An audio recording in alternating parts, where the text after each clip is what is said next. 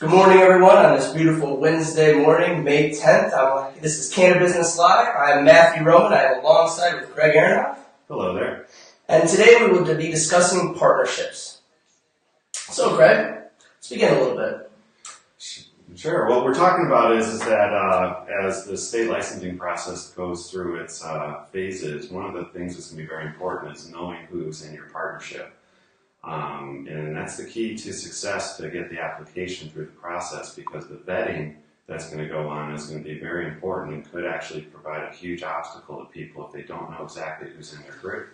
And this is one area that I really feel is overlooked. So many people are so excited to rush into the industry. They're so ready to get their license and really get in there and begin operating. And we both feel, I think, that when we talk to clients and just people as a whole in the community, this area isn't really discussed as much. It's kind of pushed to the side because they're so focused on maybe getting that piece of land that they're really kind of neglecting some of the relationships that are going to actually make these businesses work and function properly. Yeah, I mean, what we're seeing, because we've met with a lot of different groups, some that have known each other for many, many years, and others that just met at either industry functions or alternatively just by word of mouth.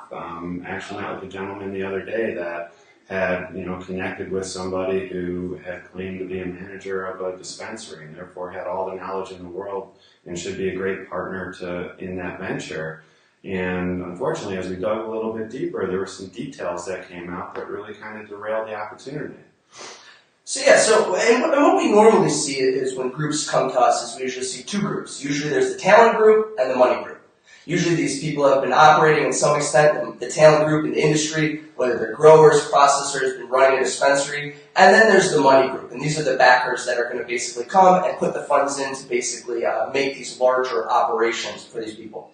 And it's really interesting to see. A lot of times the money group will just latch on to somebody who's operating in the industry without really vetting them right, really not seeing the talent that they can bring or knowing what they can do. It's just kind of, this person grows cannabis, I'm going to put money in because I know it's good. And then conversely, we see a lot of the talent looking at money, but they're not seeing what that money brings to the table. They're not thinking of the terms the money's on. They're going to put up $3 million. But what are you going to give up for that money? What role are they going to play in the business? One of the biggest things we talk about here at Cannabis Legal Group is something called Money Plus. What is that? That is basically saying, what does somebody bring to the table besides money?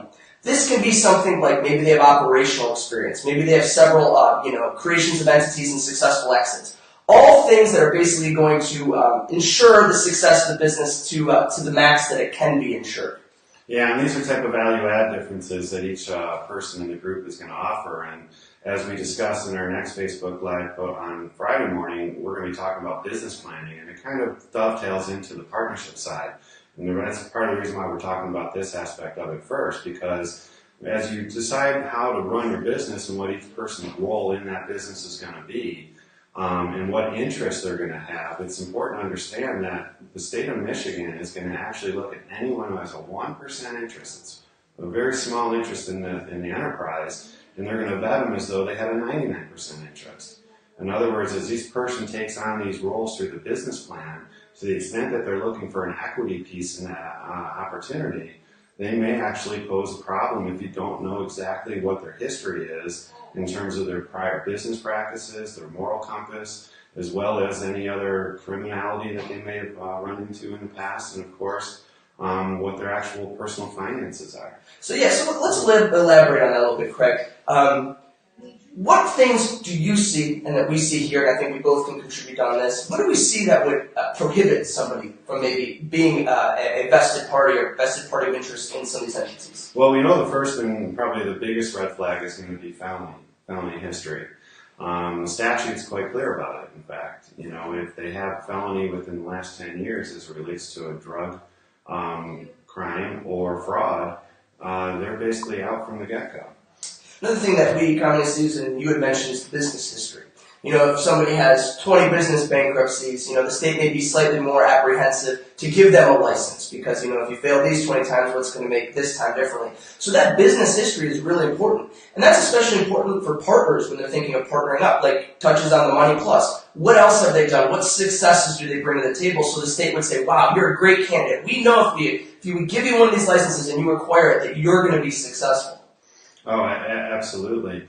So, we're talking both on your own past in terms of have they run into the law, run afoul of the law, have they cut corners in the past in their business practices. Currently, certainly with some of the operators that are out there currently under the old law, the Michigan Marijuana Act, Medical Marijuana Act, where some communities have tolerated growing co-ops and whatnot, or even some provisioning centers, to the extent that they haven't paid taxes, to the extent that they can't show what their business has actually produced and that they've been compliant with all of the 280E requirements under the tax code. Those are going to be red herrings to the state as they look at whether or not these people are going to be inclined to cut corners later on. And I want to touch on one thing you said, Craig. You mentioned this 280E. And what that is, that's a special part of the tax code that basically deals with people who are dealing in controlled substances 1 and 2. One of the biggest misconceptions in the industry currently is that you don't have to pay taxes. That is absolutely wrong. You always have to pay your taxes. And I think that could be a really prohibitive factor for people trying to enter in. When they say they've been operating for 5 years in the industry, but they haven't paid a dime of taxes, that's going to be a really big red flag to the state. So when you're thinking of these relationships and you're maybe entertaining the talent side or the money side, what things should you be looking for? What should you be asking your partners? In this industry, we tell people that, we're making marriages. These people are getting married to an extent in a business relationship. And it's important that each party knows fully the other's history. So maybe it's asking your partners for their tax returns. Maybe it's asking them for their personal information so you can run a background check. Maybe it's asking about their business history, getting references from people they've done business before. These are all things that you should be doing when vetting your partner so that you can ensure when you get to the licensure process, it's going to be smooth. Yeah, and I think it's important to realize that you're not going to offend your partner by asking. The fact that you are asking is showing your intent to do due diligence, and there's so many aspects of this business where due diligence is huge. I mean, we talked last time about real estate and doing due diligence on, where it's located and whether or not it'll be licensed properly in that location for ordinances and the approval of the township or community you're in. But in the due diligence side of knowing your partner is don't just have a few, beers with them and think that you got a good, they feel like you got good rapport, this should work. What we really should be looking at is, of course, let's sit down and talk about what we've been doing the last several years in our lives, because that's all going to be something the state is really going to be digging into. And they're going to be looking at people's personal finances. So to the extent that you would sit down and talk about, how are we credit-wise? How are we in just putting it on the table? It doesn't mean that something's going to derail it simply because maybe there was a default on a credit card a couple of years ago or something to that end. But, not knowing it and having these things surprise you later are more problematic than dealing with them up front and creating operating agreements that actually kind of factor these things into what each person's role is and how the percentages break down.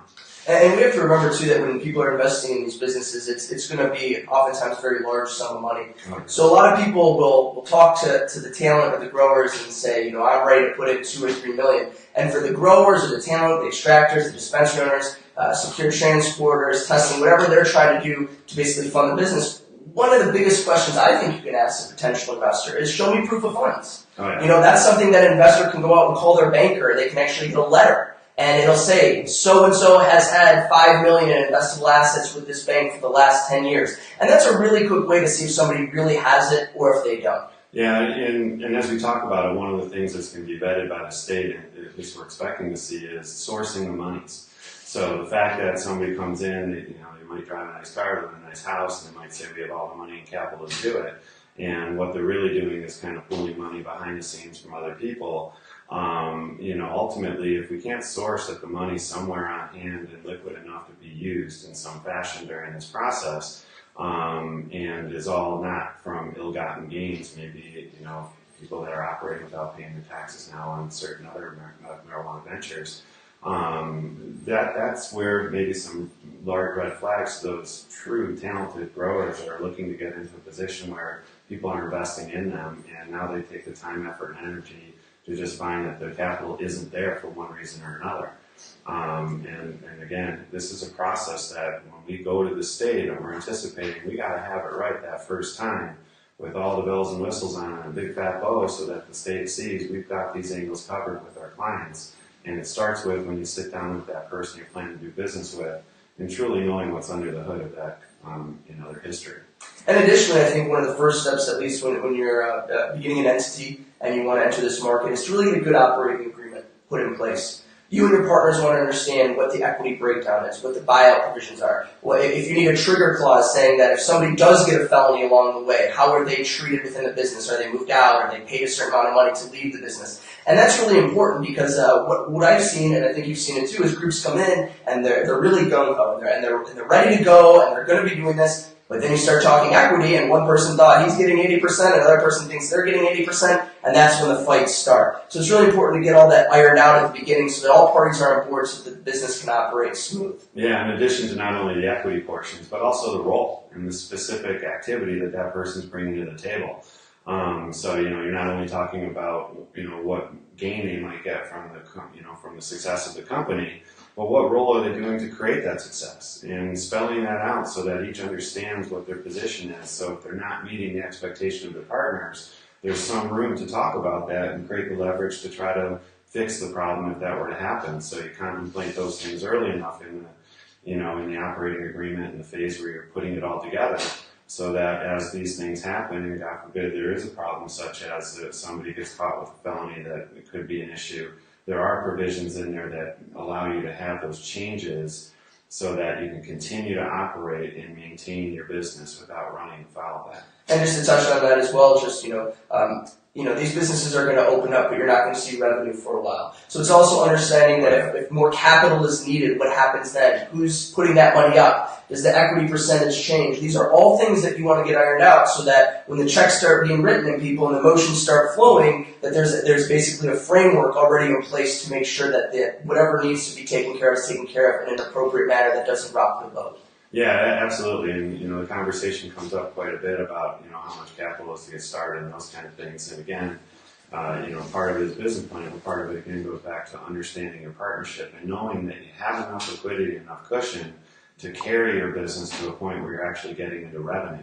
The process is going to be starting from scratch for all of these companies once they get approval from the state and the community they're going to operate. And, it's going to take some time for that seed to flower and for that, phase to get into something that's been tested and available for market. And so that timing is very important. And I think, too, that one thing that we want to tell everyone, too, is that everything you hear today, we're going to go even much more detail at our seminar, June 9th down at Kobo, so we invite you out. Please come down, visit. Tickets are for sale on our website. We also have VIP tickets for sale, which will include a Tigers game the day before, and to meet some people in the industry and rub shoulders in regards to that. But they are for sale now, and everything that is basically being discussed today will be discussed at the seminar, and you'll be given the tools to navigate through these processes so that you'll have a smooth process as well. Yeah, everything you need to know to get licensed under the Medical Marijuana Facility Licensing Act. That's going to be June 9th. Look on CannabisLegalGroup.com for more details. And we have several out-of-town speakers coming in to discuss hot topics in the industry. And join us June 9th. Bob Carp will be there, Pamela Epstein, both nationally known in the industry. So please come. Once again, also, we'll be live Friday at 9 a.m. this Friday, May 12th, for discussing business planning. So we'll be coming at you live from actually a seminar that we're attending. So we look forward to seeing you all again. And from Marijuana Matt and Cannabis Greg, you guys have a good day. See you soon.